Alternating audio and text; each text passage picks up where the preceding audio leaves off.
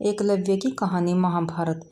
एकलव्य की गुरु दक्षिणा की कहानी महाभारत महाकाव्य का हिस्सा है और यह एक प्रमुख नैतिक उपदेश देने वाली कहानी है। एकलव्य का कथा उनके गुरु दक्षिणा के संदर्भ में है। एकलव्य एक निषाद बालक था। वह धनुर्विद्या में प्रवीण होना चाहता था और इसके लिए गुरु द्रोणाचार्य से धनुर्विद्या की शिक्षा प्राप्त करना चाहता था। एक दिन वह गुरु द्रोणाचार्य के पास पहुंचा और अपना शिष्य बना लेने का निवेदन किया।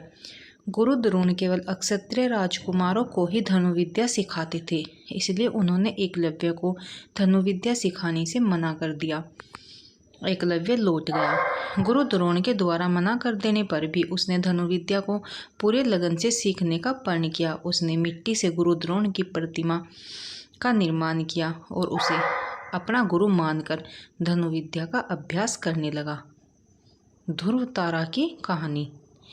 गुरु द्रोण पांडु पुत्र कौरव को धनुर्विद्या की शिक्षा दे रहे थे। एक दिन वे पांचों पांडवों को लेकर जंगल में गए। एक कुत्ता भी उनके साथ था। जंगल में जाकर कुत्ता भौंकते हुए एकलव्य के आश्रम में घुस गया। एकलव्य उस समय गुरु द्रोण की प्रतिमा के सामने धनुर्विद्या का अभ्यास कर रहा था। कुत्ते का भौंकना उसका ध्यान भंग करने लगा।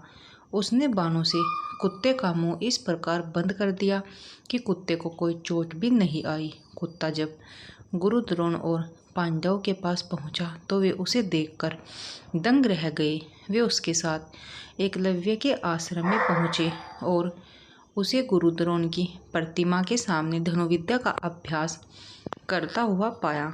गुरु द्रोण ने उससे पूछा कि क्या कुत्ते का मुंह बाणों द्वारा उसने ही बंद किया है, तो उसने हाथ जोड़कर सिर झुका लिया।